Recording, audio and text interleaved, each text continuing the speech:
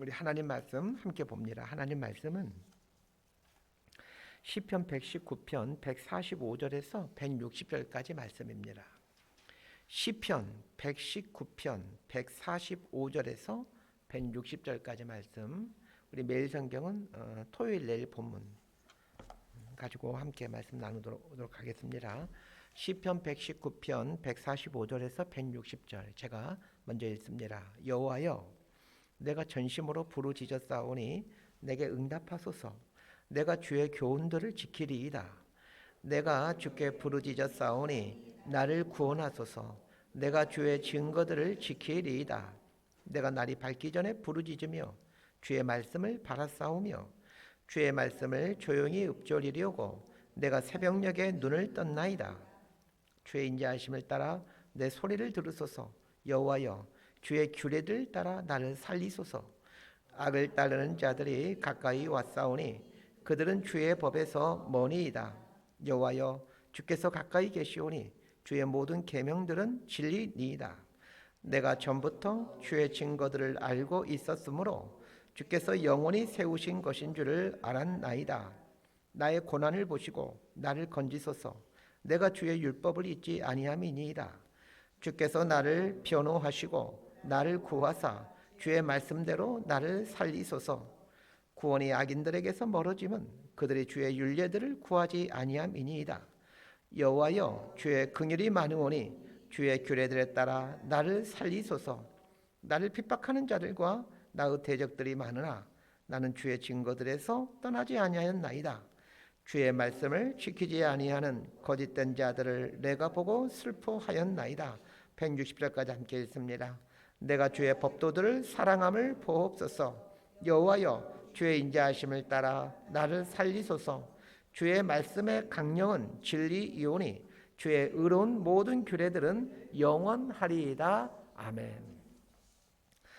사람에게 있어서 가장 인생의 중요한 문제 중에 하나는 죽음의 문제와 고난의 문제인 것 같습니다. 죽음은 모든 인간이 피해갈 수 없는 가장 궁극적인 인생 질문입니다. 고난도 죽음에 못지않게 살아가는 동안 끊임없이 우리를 고민하게 하고 힘들게 하는 그런 또 문제이죠. 자, 그런데 놀라운 사실은 죽음이 우리를 바른 삶을 살게 하고 또 고난이 우리의 삶에서 헛된 것을 제거해 감으로 새로운 삶을 살도록 해주더라는 것입니다. 아마 죽음이 없다면 어떻게 될까요? 바른 삶이 산다는 것이 무엇인지를 고민을 할 수 있을까요?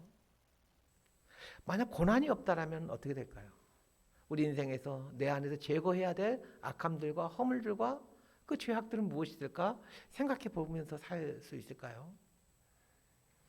죽을 병에서 고침받은 후에 이전과는 전혀 새로운 삶을 사는 사람들을 보곤 합니다. 고난도 마찬가지입니다. 고난은 사람을 순결하게 합니다.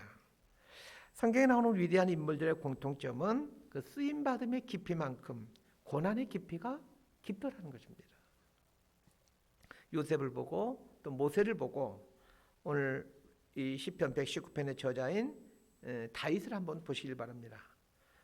하나같이 다 깊은 고난을 통과한 사람들입니다. 깊은 고난이 쓰임받음의 깊이를 만들어냅니다. 그러고 보면 고난은 하나님께서 우리 삶에 준비해 놓으신 숨겨놓으신 축복임을 알게 됩니다. 우리를 귀하게 사용하시기 위한 하나님의 배려인 것 같기도 합니다. 오늘 본문을 읽다 보면 다윗이 참으로 극심한 고난 속에서 이 시편을 쓰고 있다는 것을 알게 됩니다. 자, 오늘 본문 145절에서 149절까지 말씀 함께 보겠습니다. 시작. 여호와여, 내가 전심으로 부르짖었사오니 내게 응답하소서. 내가 주의 교훈들을 지키리이다. 내가 주께 부르짖었사오니 나를 구원하소서. 내가 주의 증거들을 지키리이다. 내가 날이 밝기 전에 부르짖으며 주의 말씀을 바라싸우며 주의 말씀을 조용히 읊조리려고 내가 새벽녘에 눈을 떴나이다. 주의 인자하심을 따라 내 소리를 들으소서. 여호와여, 주의 규례를 따라 나를 살리소서. 다윗이 처한 상황은 전심으로 부르짖지 않으면 안 되는 상황입니다. 본문의 정황을 보건대 이 사울의 군대가 다윗을 포위하고 있는 상황이라는 것을 추정해 볼 수 있습니다. 다윗이 주로 응거했던 유대 광야는 나무 한 그루 풀 한 포기 찾기 쉬운 곳이 아닙니다. 그러기에 몸을 숨기기에는 좀 부적절한 곳입니다. 다만 유대 광야가 갖고 있는 장점이 있습니다. 몸을 숨길 만한 아무것도 없기에 상대방도 쉽게 발견할 수 있다는 것입니다. 즉 다윗 입장에서는 사울의 군대도 쉽게 발견할 수가 있다는 겁니다. 그렇지만 나도 상대방에 의해 쉽게 발견되는 단점을 갖고 있는 것이 유대 광야입니다. 광야에 응거하던 다윗이 후에 위험하기 그지없는 블레셋으로 망명했던 것은 광야가 몸을 숨기고 있기에는 한계가 있는 곳이었기 때문입니다. 아마도 이 시편 119편은 다윗이 유대 광야에 숨어 지내는 동안에 지었던 시일 것으로 보여지고 있습니다. 자, 오늘 본문에 보게 되면 다윗은 연거푸 3절에 걸쳐서 내가 부르짖었다 라는 말을 하고 있습니다. 다윗이 큰 위기 상황에 처해 있다는 것을 알려주고 있죠. 부르짖었다라는 말은 지금 다윗이 큰 어려운 상황에 처해 있다라는 뜻이죠. 여러분 인생 살아오시면서 혹시 부르짖어 본 적이 있으십니까? 저는 잘 없는 것 같습니다. 막 하나님께 막 부르짖으면서 그런 적이 언제 있었나 생각이 듭니다. 있다면 혹시 여러분 몇 번이나 있었습니까? 보통 사람들에게 있어서 부르짖는 경험은 그렇게 많지가 않습니다. 그런데 다윗은 수도 없이 부르짖어야만 되는 상황에 처하게 되었습니다. 자, 그런데 아주 중요한 사실이 있습니다. 절체절명의 위기 상황 앞에서 하나님께 부르짖으면서 동시에 다윗은 하나님께 결단을 합니다. 하나님, 만약 이 위기에서 저를 건져내 주신다면 제가 주의 말씀을 지키겠습니다 라고 결단을 합니다. 그래서 145절 하반절에도 보면 내가 주의 교훈들을 지키리이다 이렇게 말하고 있고 146절 하반절에도 내가 주의 증거들을 지키리이다 이렇게 결단하고 있습니다. 자, 이런 것들을 우리는 통상 서원이라고 말하죠. 자, 이건 뭘 말해 주는 것입니까? 하나님의 말씀을 지키며 사는 것을 하나님이 너무 기뻐하신다는 것을 다윗이 알고 있는 것입니다. 그러기에 다윗은 그 절체절명의 위기에서 구원해 주신다면 내가 하나님의 말씀을 지키며 살겠다라고 하나님께 소원하는 것입니다. 자, 그럼 우리 한번 생각해 보십시다. 자, 하나님의 말씀을 지키면 하나님께 득이 됩니까? 나에게 득이 됩니까? 자, 한번 여러분 스스로 답을 한번 해보시기 바랍니다.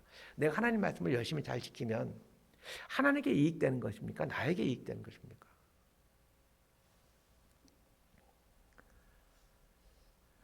하나님께서 왜 우리에게 말씀을 주시고 그 말씀대로 살라고 명령하시는 것일까요? 하나님을 위해서일까요? 아니면 나를 위해서일까요? 나를 위해서입니다. 하나님의 말씀은 하나님을 위해서 지키는 것이 아닙니다. 나를 위해서 지키는 것이죠. 하나님의 말씀을 지키면 내가 사는 것이지 하나님이 살게 되는 것이 아닙니다. 그런데 다윗은 왜 이 위기에서 건져내 주신다면 하나님의 말씀을 지키겠다라고 소원하는 것입니까? 우리 같으면 하나님 이 위기에서 건져주신다면 내가 하나님께 헌금하겠습니다. 하나님 이 위기에서 건져주신다면 내가 신학교에 가겠습니다. 하나님 이 위기에서 건져주신다면 내가 선교사가 되겠습니다. 뭐 이런 소원을 할 것 같은데 왜 다윗은 하나님이 이 위기에서 건져내 준다면 내가 말씀을 지키겠습니다 이렇게 소원하느냐는 거예요. 말씀을 지키면 분명 내가 살아나게 됩니다. 그런데 하나님께서 내가 살아나는 것을 가장 원하신다는 것입니다. 헌금하는 것보다 신학교 가는 것보다 선교사로 인생을 드리는 것보다 내가 말씀을 지킴으로 내 영혼이 살아나는 것을 하나님이 가장 기뻐하신다는 것입니다. 다윗이 이 사실을 알고 있는 겁니다. 하나님이 정말 기뻐하는 것은 내 영혼이 살아나는 것이구나. 내가 살아나는 것임을 다윗은 알고 있던 거예요. 하나님의 말씀을 묵상함으로 지킴으로 내 영혼이 살아나게 된다는 것을 하나님이 가장 기뻐하신다는 것을 다윗은 알고 있었기에 하나님 이 위기에서 건져주신다면 내가 주의 말씀을 지키겠습니다. 이렇게 소원했던 것입니다. 오늘 본문을 통해 또 하나 배우게 되는 신앙의 중요한 통찰이 또 하나 있습니다. 자, 아까 149절까지 읽었는데 147절과 148절 제가 읽어드릴게요. 내가 날이 밝기 전에 부르짖으며 주의 말씀을 바라싸우며 주의 말씀을 조용히 읊조리려고 내가 새벽녘에 눈을 떴나이다. 아까 방금 전에 145절과 146절에서 다윗이 하나님께 하나님 이 위기에서 이제 건져내달라고 막 부르짖죠. 만약 건져내 주신다라면 내가 평생에 걸쳐서 하나님 말씀을 묵상하며 하나님 말씀을 지키는 삶을 살겠습니다. 이렇게 소원했습니다. 자, 그러면 지금 현재 다윗이 이 위기에서 건진받은 상태입니까? 그렇지 않습니다. 그런데 147절과 148절을 보십시오. 뭐라고 고백하고 있는지. 내가 날이 밝기 전에 부르짖으며 주의 말씀을 바라싸우며 주의 말씀을 조용히 읊조리려고 내가 새벽녘에 눈을 떴나이다. 말씀을 지키기 위해 새벽을 깨어가며 말씀 앞에 섰다라는 것입니다. 아직 하나님께서 다윗이 처하고 있는 이 위기에서 건져내주지 않았지만 말씀을 지키기 위해 새벽녘에 하나님 앞에 말씀을 붙들고 서 있다라는 것입니다. 자, 이게 믿음입니다. 건져주신 것을 본 다음에 소원했던 것을 지키는 것이 아니라 건져주실 것을 믿고 소원을 이행하더라는 것입니다. 상황은 여전히 위기이죠. 다윗이 처한 상황 여전히 위기입니다. 하나님께 부르짖었죠. 근데 해결되지 않았습니다. 여전히 위기 속에 있습니다. 그러나 다윗은 위기에서 건져내주면 하겠다라고 했던 그 서원을 지금 위기가 해결되지 않은 가운데 있는데 그 했던 서원을 지켜가고 있는 것입니다. 그런데 참으로 놀라운 사실이 있습니다. 자, 150절과 151절 말씀 함께 봅시다. 시작. 악을 따르는 자들이 가까이 왔사오니 그들은 주의 법에서 머니이다. 여호와여 주께서 가까이 계시오니 주의 모든 계명들은 진리니이다. 자, 지금이 어떤 상황, 다윗이 지금 어떤 상황에 처해 있습니까? 자신을 대적하는 자들이 다윗을 잡기 위해 지금 다윗 가까이 와 있습니다. 부르짖었는데도, 하나님께 부르짖었는데도 다윗의 대적자들이 다윗 바로 옆까지 오게 된 것입니다. 원수가 가까이 온 상황에서 다윗이 보고 있는 게 있습니다. 그 원수가 가까이 오고 있는 것, 이것만 보고 있는 게 아닙니다. 151절에서 뭐라고 고백하고 있습니까? 여호와여 주께서 가까이 계시오니. 원수가, 대적자가 가까이 왔지만 하나님도 지금 다윗 곁에 계시다라는 것을 다윗이 보는 것입니다. 이게 얼마나 놀라운 일입니까? 원수가 가까이 있지만 하나님도 아주 가까이 있다는 것입니다. 말씀을 붙잡고 말씀 앞에 자신을 내어드리는 사람의 축복이 바로 이것입니다. 위기와 고난이 없는 것이 아니에요. 말씀 붙들고 산다고 위기와 고난이 그런 사람에게는 가까이 오지 않는다, 이 위기와 고난이 없다, 그런 게 아니에요. 만약 그런 거라면 그건 부족이죠. 말씀은 부족이 아닙니다. 바로 내 목전에 위기가 놓여 있습니다. 그런데 하나님도 내 옆에 있다는 것을 보는 것입니다. 그러기에 여러분, 위기가 올 때는 그 위기가 사라지게 해달라고 기도하기보다 먼저 기도해야 될 것이 있습니다. 내 옆에 계시는 하나님을 보게 해달라고 기도할 수 있게 되길 바랍니다. 그 위기가 가까이 내 눈앞에 펼쳐져서 나를 두렵게 할 때마다 하나님, 내가 이 위기만 보는 것이 아니라 내 옆에 계신 하나님을 보게 해주십시오. 사람들은 위기가 오게 되면 그 위기만 보게 됩니다. 정작 봐야 될 것은 위기로 인해서 떨고 있는 나에게 찾아오신 하나님입니다. 전능하신 하나님이 내 옆에 있다라면 어떤 위기도 어떤 고난도 사실 문제될 것이 없죠. 우리가 고난 앞에서 두려워하는 것은 고난은 보이지만, 문제는 보이지만 하나님은 보이지 않기 때문입니다. 하나님이 보이지 않는 것 때문에 두려워하는 것이지, 하나님이 보인다라면 어떤 고난도 어떤 위기도 내 앞에서 문제될 것이 없습니다. 저는 이것이 말씀을 묵상하는 자가 주어지는 가장 큰 축복이라고 생각합니다. 만약 저와 여러분이, 우리 자녀들이 이런 삶을 산다고 생각해 보십시오.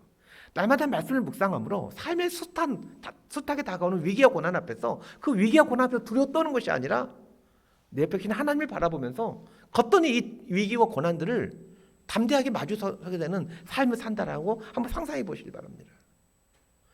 그 인생이 얼마나 놀라운 인생이 되겠습니까? 말씀을 주야로 묵상한다는 것은 바로 내 옆에 하나님이 계신다라는 믿음이 있기에 말씀 앞에 자신을 의탁하는 것입니다. 말씀 앞에 자신을 의탁하면 의탁할수록 하나님이 아주 가까이 느껴집니다. 이것이 그리스도인이 이 세상 속에서 또 문제들의 연속 속에서 승리할 수 있는 비결입니다. 내가 사망의 음침한 골짜기로 다닐지라도 해를 두려워하지 않을 것은 주께서 나와 함께 하심이라. 이것이 그리스도인이 세상을 이기며 살 수 있는 비결입니다. 음침한 사망의 골짜기로 다녀요.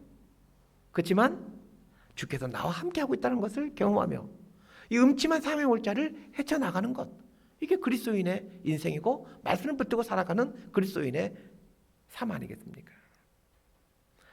사망의 음침한 골짜기가 사라지는 것이 승리가 아닙니다. 사망의 음침한 골짜기 속에 있을지라도 거기에 계신 하나님을 보는 것이 승리입니다. 그런데 사망의 음침한 골짜기에 구하더라도 하나님을 볼 수 있는 비결이 무엇이라고요? 말씀을 묵상하는 것입니다. 다윗이 우리에게 가르쳐준 신앙이 아주 중요한 동짜리예요. 사망의 음침한 골짜기 속에서도 하나님을 보며 살 수 있는 비결이 뭐냐면 말씀을 묵상하고 말씀을 붙들고 사는 거예요. 여러분 눈에 하나님이 보이십니까? 저는 보이지 않습니다. 그러나 하나님을 느낄 수는 있습니다. 무엇으로? 말씀을 붙들고. 자, 153절 말씀 함께 읽도록 하겠습니다. 시작. 나의 고난을 보시고 나를 건지소서. 내가 주의 율법을 잊지 아니함이니라.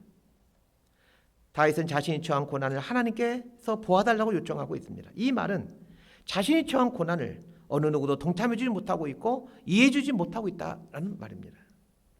그렇습니다. 다윗이 처한 고난에서 누가 건져낼 수 있겠습니까? 어쩌면 다윗은 사울의 질투를 받아 이렇게 애매한 고난을 받고 있다는 것을 언젠가는 이스라엘 사람들이 다 알겠지, 뭐 이런 믿음으로 고통과 싸우고 있는지도 모르겠습니다. 그런데 시간이 지날수록 이스라엘 백성들은 그 사울이 있는 왕궁으로부터 전해져 내려오는 말들을 사실로 믿지 광야에 숨어 지내고 있는 다윗의 침묵을 듣지 않는다는 것입니다. 여러분, 이게 사람들의 모습이더라는 거예요. 왜 다윗이 침묵하고 있겠어? 사울왕의 말처럼 다윗이 왕권을 넘봤구만. 이스라엘 백성들도 점점 다윗에게서 멀어져 가고 있는 것입니다. 그 다윗의 진실함을 이제 믿어가지 않는 것입니다. 왕궁에서 들려오는 사울의 왕이 만들어낸 거짓들을 자꾸 들어가면서 사울왕의 말을 사실로 믿어가는 것입니다. 이런 목회하면서요, 제가 가장 많이 고민하는 주제가 뭔지 아세요? 누군가 거짓을 만들어냅니다. 적지 않게 거짓을 만들어내요. 예를 들면 성도들이 뭐 거짓을 만들어내겠죠. 그럼 이걸 거짓을 밝히게 되면 어떻게 되는 겁니까? 나는 살면 그 성도는 죽게 되는 거예요. 밝히지 않으면 어떻게 됩니까? 내가 죽는 거죠. 여기서 끊임없이 고민하며 살게 됩니다. 이거 사실 밝힐까? 이 사실 얘기해야 되나? 도대체 무엇이 사람을 살리고 저 사람도 살리고 나를 살리는 것일까? 끊임없이 고민하는 부분이 이런 부분입니다. 다윗이 이런 딜레마 앞에 서 있는 거예요. 다윗이 끊임없이 침묵하고 있으면서 침묵하고 있다 보면 이스라엘 백성들은 다윗의 이 침묵의 진실을 이제는 수용하지 않습니다. 사울의 거짓을 사실로 받아들이게 됩니다. 사실 이스라엘 백성들만이라도 여전히 다윗을 믿어주고 있고 그를 향해 신뢰를 보내주고 있다면 다윗은 어쩌면 고난을 좀 쉽게 견뎌낼 수 있을지 모르겠습니다. 심리적으로 자신을 이해해주고 동정해주는 동지들이 있다는 것은 굉장한 힘이 되기 때문입니다. 그러나 광야에서 침묵하고 있는 다윗의 진실은 받아들여지지 않고 궁궐로부터 흘러나오는 그 거짓과 왜곡이 다윗을 고통스럽게 만들어가고 있습니다. 이때 다윗이 자신의 이 고난을, 자신의 이 깊은 애타는 이 속마음을 바르게 볼 줄 아는 분은 하나님밖에 없다는 사실을 깨닫게 됩니다. 그래서 하나님을 향하여 간구합니다. 하나님, 저의 고난을 보아주십시오. 하나님밖에는 자신이 당하고 있는 고난을 볼 수 있는 분이 없기에 다윗은 하나님을 향하여 간구하는 것입니다. 사랑하는 여러분, 사람들은 몰라주어도 하나님은 알고 계십니다. 사람들은 나의 고난에 동참해 주지 못해도 하나님은 동참해 주십니다. 왜냐하면 그분은 진실을 알고 있기 때문입니다. 다윗이 왜 광야에서 숨어서 침묵하고 있는지를 사람들은 알지 못하지만 하나님은 알고 있습니다. 비록 하나님조차도 나의 고난을 보지 않고 계시는 것처럼 그렇게 큰 고통 속에 있을지라도 다윗은 하나님을 붙들고 자신의 삶에 은혜를 베풀어 달라고 간구하고 있습니다. 자, 154절 말씀 우리 함께 읽도록 하겠습니다. 154절입니다. 시작. 주께서 나를 변호하시고 나를 구하사 주의 말씀대로 나를 살리소서. 하나님께서 결국에 다윗의 변호사가 되어 진실을 세상에 드러내시고 고난을 통과한 다윗을 귀하게 사용하실 것입니다. 다윗이 이것을 믿고 있고, 그리고 정말로 이스라엘 역사에서 하나님이 다윗을 그렇게 귀하게 사용해 가시지 않습니까? 하나님께서 다윗의 변호사가 되어 그의 억울함과 연단을 변호하시고 결국은 그를 이스라엘의 위대한 왕으로 세웠을 뿐만 아니라 수천 년이 지난 지금도 이스라엘과는 아무런 상관없는 지역에 살고 있는 그 수많은 사람들에게 이 다윗의 이야기는 진실을 변호해 주신 하나님을 온전히 보여주고 있습니다. 하나님은 진리의 편에 서 있는 자의 변호사가 되어 주십니다. 다윗이 그토록 말씀을 붙들고 살고자 했던 것은 말씀을 붙듦으로 진리의 편에 설 수 있었기 때문입니다. 진리의 편에 서게 되면 반드시 하나님께서 변호해 주신다라는 이 믿음이 있었기 때문입니다. 우리도 마찬가지입니다. 우리가 진리의 편에 서게 된다면 하나님은 나의 변호사가 되어 주십니다. 이 믿음 갖고 진리의 편에 서기 위해서 힘을 쓰고 결단하는 것입니다. 말씀 정리합니다. 우리의 상황이 부르짖을 수밖에 없는 상황에 처할지라도 하나님의 말씀을 바라고 또 바라십시다. 고난이 가까이 오고 위기가 가까이 올수록 하나님도 가까이 계시다는 것을 잊지 마시길 바랍니다. 말씀에 붙들려 살면 가까이 계신 하나님을 볼 수 있게 됩니다. 부르짖어야 되는 위기의 상황은 계속되지만 그러나 하나님이 가까이 계시다는 것을 보고 있다면 그 사람은 승리합니다. 더 나아가 다윗처럼 내가 사망의 음침한 골짜기로 다닐지라도 해를 두려워하지 않을 것은 주께서 나와 함께 하심이라는 고백을 할 수 있게 됩니다.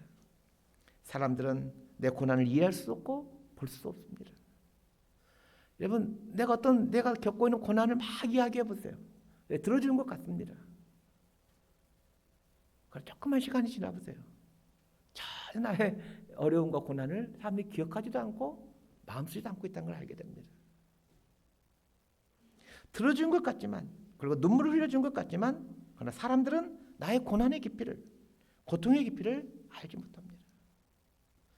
내 부모라도, 내 배우자라도, 내 자식이라도 내 고난의 깊이를 알지 못합니다. 온전히 아시는 분은 하나님밖에 없습니다. 하나님은 진리의 편에 서신 변호사이십니다. 우리가 말씀을 붙들고 삶으로 진리의 편에 선다면 하나님은 계속해서 우리 변호사가 되어주실 것입니다. 이 믿음 갖고 살아가는 저와 여러분의 삶이 되기를 진심으로 소망하고 축복합니다. 기도하겠습니다. 하나님 아버지, 다윗을 생각해 봅니다. 애매한 고난을 받고 애매한 추격을 받고 어느 누구도